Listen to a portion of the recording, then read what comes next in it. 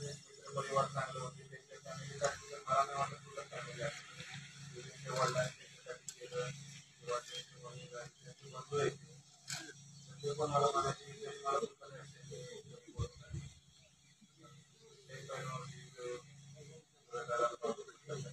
एक नंबर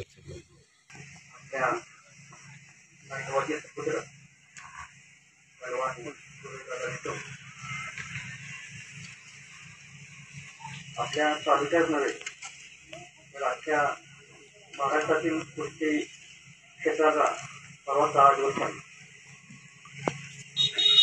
अत्यंत उमदा पैलवान ज्याच्याकडून चंद्रात आल्यानंतर आपल्या तालुक्यात जिल्ह्यात महाराष्ट्राचे स्वर होणार असं वाटत होतं. तो सुरेश आता होईल त्यात शंका नव्हती. त्या अत्यंत चांगल्या पद्धतीचा पैलवान काळाने काय घडलं होतं माहीत नाही. अत्यंत दुर्दैवी घटना घडली.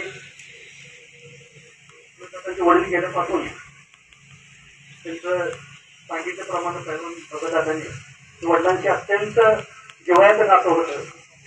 वडील गेल्यापासून ते तसे शांत झाले होते. कदाचित त्यांनी मनातलं काही बोलून दाखवलं नाही.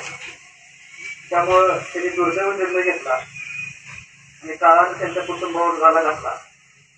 मी व आपल्या तालुक्यातील सर्व तमाम जनता त्यांच्या वतीनं पैलवान कुटुंबियांना त्यांच्यातून सावरण्याची ताकद द्यावी प्रार्थना करतो.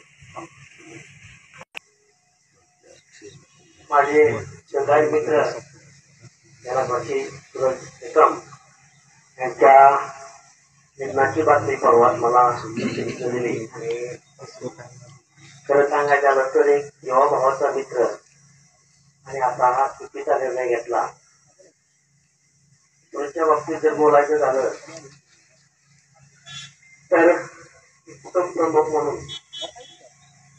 कायम त्यांनी आपल्या घरच्यांना असेल आई वडिलांना आणि आमच्यासारख्या जेव्हा भावाच्या मित्रांना सुद्धा त्यांनी केव्हाही आपुलकीचं आणि प्रेमाचं त्यांनी नातं ठेवलं आणि कमी वयामध्ये कुस्ती क्षेत्रामध्ये त्यांनी चांगलं नाव कमवलं. त्यांनी वसंतदादा केंद्रामध्ये सुरुवात केली आणि तिथून ते पुन्हा रोहित पटेलच्या माध्यमातून पंजाबमध्ये कुस्ती खेळायला गेले आणि चांगल्या पद्धतीची कुस्ती खेळताना त्यांनी मग कुमार केसरीचा किताब त्यांनी पटकवला. पुन्हा युवा केसरीचा किताब त्यांनी पटकवला आणि आदरणीय चंद्रराव पाटलांच्या पाठीमाग खानापूर मतदारसंघातले दुसरे पैलवान महाराष्ट्र केसरी होतील हे हमखास खात्री त्या युवा पैलवानाच्या माध्यमातून आम्हाला होती. त्याने महाराष्ट्र केसरीच्या सुद्धा स्पर्धेमध्ये भाग घेतला होता. तिथे त्यांनी चांगल्या पद्धतीची कुस्ती केली.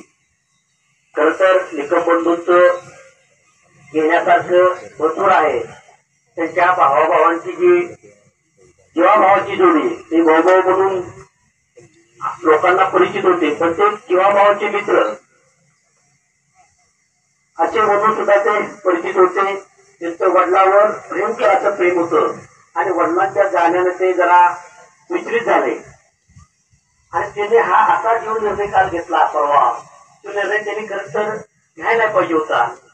कारण त्यांच्याकडे अख्ख्या महाराष्ट्रातली पैलवान आदर्श म्हणून त्यांच्याकडे पाहत होते आणि मी पैलवानांना सुद्धा विनंती करतो कुठल्याही पैलवानांना कुठलीही जर अडचण असली आपले जीवाभावाचे मित्र आहेत आपले जीवाभावाचे सुट्टे त्याच्याबद्दल त्यांच्याजवळ आपण व्यक्त झालं पाहिजे.